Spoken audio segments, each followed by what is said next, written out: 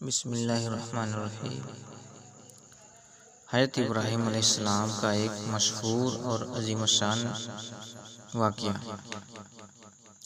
حضرت ابراہیم علیہ السلام نبی و رسول ہیں جن کا ذکر قرآن مجید میں کثرت سے آیا ہے۔ آپ علیہ السلام کا قرآن مجید میں 25 سورتوں کی 63 آیتوں میں 73 مقامات پر ذکر آیا ہے، اور یہ بات ابراہیم علیہ السلام کے بلند مقام ہونے کی دلالت کرتی ہے۔ آپ کو خلیل اللہ یعنی اللہ کے دوست کا لقب ملا۔ حضرت ابراہیم علیہ السلام کے والد کا نام آزر تھا۔ آپ علیہ السلام سام بن نوح علیہ السلام کی اولاد سے ہیں۔ آپ کی پیدائش عراق کے مشہور شہر بابل میں ہوئی۔ وہاں بت پرستی عام ہو چکی تھی، اور وہاں کا حکمران بھی ایک کافر تھا جس کا نام نمرود تھا۔ ابراہیم علیہ السلام نے ایک لمحے کے لیے بھی بتوں کی پوجا نہیں کی تھی۔ آپ اپنی قوم کو بتوں کی پوجا کرتے دیکھا تو ان کو ملامت کی، ایک اللہ کی طرف دعوت دی، اور دعوت کی ابتدا انہوں نے اپنے باپ سے کی۔ اللہ تعالیٰ سورہ مریم میں فرماتا ہے، اے نبی، کتاب میں ابراہیم کا ذکر کر، بے شک وہ سچا نبی تھا۔ جب اس نے اپنے باپ سے کہا، اے میرے باپ، بے شک وہ علم مجھے عطا ہوا ہے جو تمہیں حاصل نہیں ہے، اس لیے میری اطاعت کریں، میں آپ کو سیدھا راستہ دکھاؤں گا۔ اے میرے والد، شیطان کی عبادت نہ کریں، بے شک شیطان اللہ کا نافرمان ہے۔ مگر افسوس، آزر پر ابراہیم علیہ السلام کی نصیحتوں کا کوئی اثر نہ ہوا، اور اپنے بیٹے حضرت ابراہیم علیہ السلام سے کہنے لگے، اگر تو بتوں کی برائی کرنے سے باز نہ آئے گا تو میں تجھ کو پتھر مار کر ہلاک کر دوں گا۔ اور کہا، تو مجھ سے ایک مدت تک دور ہو جا، یعنی مجھ سے اتنا دور ہو جا کہ کبھی نظر نہ آئے۔ ابراہیم علیہ السلام نے اپنے باپ سے نرمی اور مہربانی کرتے ہوئے کہا، آپ پر سلامتی ہو، میں اپنے رب سے آپ کے لیے بخشش طلب کرتا رہوں گا۔ لیکن بعد میں ان پر واضح ہو گیا کہ وہ اللہ تعالیٰ کا دشمن ہے، تو ابراہیم علیہ السلام اس سے بے تعلق ہو گئے۔ جب آپ علیہ السلام نے اپنے قوم کو توحید کی دعوت دی، اس وقت آپ نوجوان تھے۔ تب آپ کی عمر 16 سال تھی۔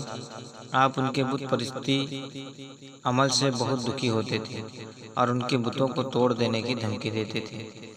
حضرت ابراہیم علیہ السلام اپنی قوم کو ان کے بتوں کو توڑنے کی اعلانیہ دھمکی دیا کرتے تھے۔ آخرکار عید کا دن آ گیا۔ اس دن لوگ نئے نئے پکوان پکاتے اور اپنے بتوں کے سامنے رکھا کرتے، پھر شہر کے باہر کھلے میدان میں جمع ہوتے، کھیلتے کودتے اور خوشیاں مناتے، اور شام کو جب گھر آتے تو اپنے بتوں کے پاس رکھے کھانے کو تبرک سمجھ کر کھا جاتے۔ اپنے معمول کے مطابق عید کی تیاری کر لی۔ ابراہیم علیہ السلام کو ساتھ چلنے کو کہا۔ آپ علیہ السلام آسمان کی طرف اشارہ کر کے کہا، میں بیمار ہوں۔ چنانچہ وہ لوگ آپ کو چھوڑ کر چلے گئے۔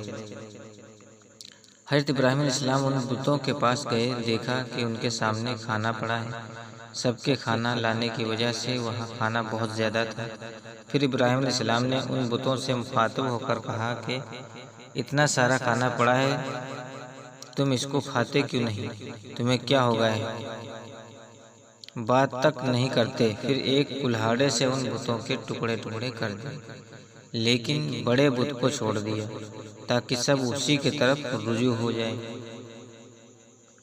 جب مشرکین میلے سے واپس آئے تو اپنے بتوں کو دیکھا کہ وہ سب ٹوٹے اوندھے منہ پڑے ہیں۔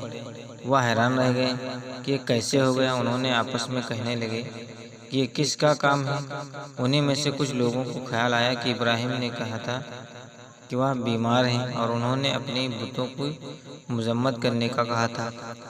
سب نے یہ مشورہ کیا کہ ابراہیم علیہ السلام کو بلایا جائے اور ان کو سزا دی جائے۔ چنانچہ سب جمع ہوئے اور ابراہیم علیہ السلام کو بلایا گیا۔ قوم کے لوگوں نے ابراہیم علیہ السلام سے کہنے لگے کہ سچ بتا، کیا تو نے یہ سب کیا ہے؟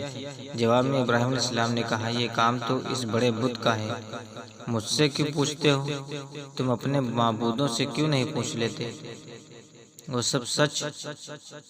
سب سوچ میں پڑ گئے، پھر کہنے لگے اے ابراہیم کیا تمہیں پتہ نہیں یہ بے زبان ہے، یہ بول نہیں سکتے؟